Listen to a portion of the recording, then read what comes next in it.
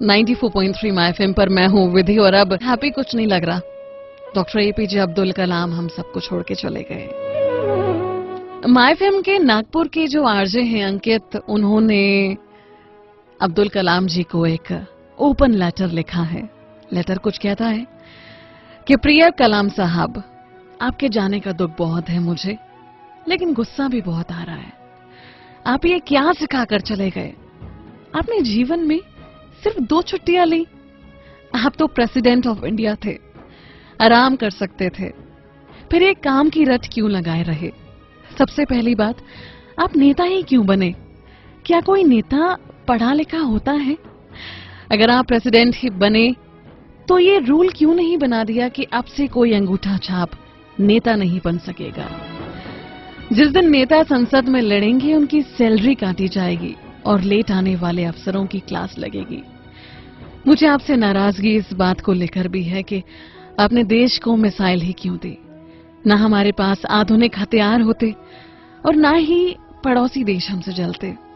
आप एक बैग लेकर राष्ट्रपति भवन में पहुंचे थे और कार्यकाल खत्म होने के बाद एक बैग लेकर निकल गए, जबकि आपसे बाद वाले ट्रकों में सामान भरकर निकले थे।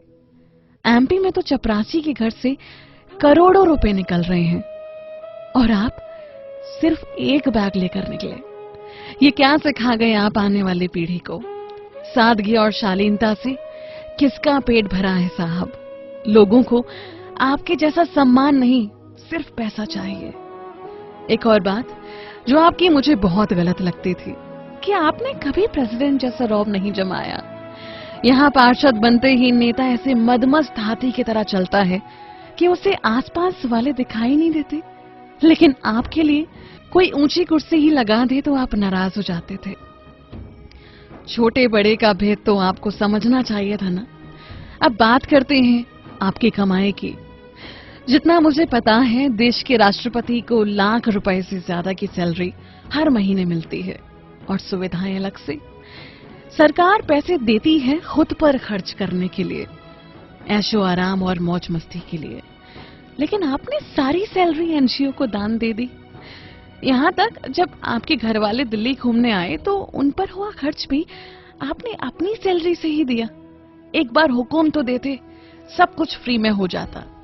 आज का नौजवान वैसे ही पॉलिटिक्स में नहीं आता और अगर आप जैसे 2-3 प्रेसिडेंट और आ गए तो नौजवानों का नेतागिरी से विश्वास ही उठ जाएगा। मैंने ये भी सुना है कि आप सफलता का सारा श्रेय अपनी टीम या जूनियर्स को देते थे।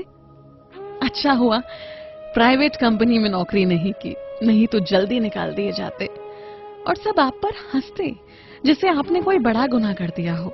शिकायतों की ये लिस्ट बहुत लंबी है कलाम साहब। हमें पता है आप लौट कर आओगे, लेकिन अगली बार प्लीज मेरी शिकायतों की लिस्ट याद रखना।